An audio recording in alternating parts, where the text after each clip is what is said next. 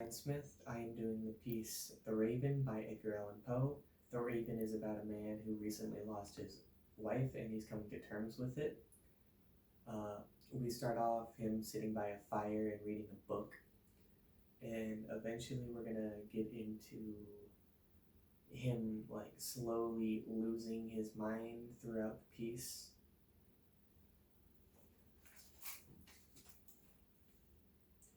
Once upon a midnight dreary, while I pondered weak and weary over many a quaint and curious volume of forgotten lore, while I nodded, nearly napping, suddenly there came a tapping, as of someone gently rapping at my chamber door.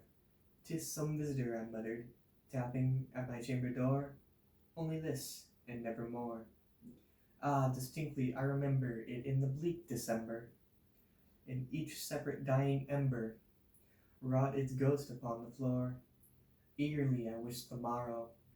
Vainly I had sought to borrow from my book surcease of sorrow, sorrow for the lost Lenore, for the race and radiant maiden whom the angels named Lenore, namelessly here forevermore.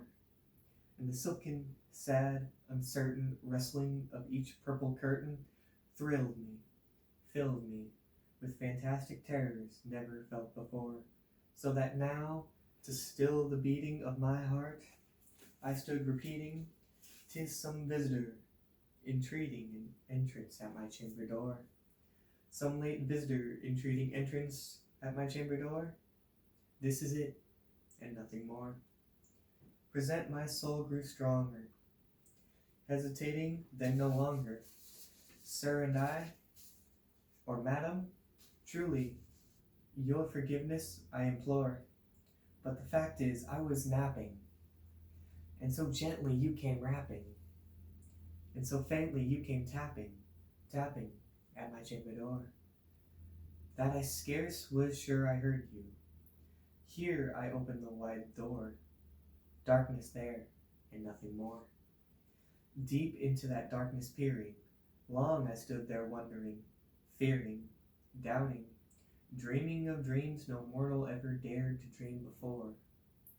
But the silence was unbroken, and the stillness gave no token, and the only word there spoken was the whispered word, Lenore. This I whispered, and an echo muttered back the word, Lenore. Merely this, and nothing more. Back into the chamber turning, all my soul within me burning, soon again I heard a tapping, somewhat louder than before. "Surely," said I, "surely that is something at my window lattice. Let me see, then, what thereat is, and the mystery explore. Let my heart be still a moment, and this mystery explore. 'Tis the wind, and nothing more." Open here I flung the shutter, when, with many a flirt and flutter, in there stepped a stately raven of the saintly days of yore. Not the least obeisance made he, not a minute stopped or stayed he, but with mine or lord or lady, perched above my chamber door, perched and sat and nothing more. Then this ebony bird beguiling my sad fancy into smiling, by the grave and stern decorum of the countenance in war. "Though thy crest be shorn and shaven, thou," I said, "art sure no craven, ghastly grim and ancient raven, wandering from the nightly shore. Tell me, what thy lordly name is on the nice Plutonian shore?" Quoth the raven, "Nevermore."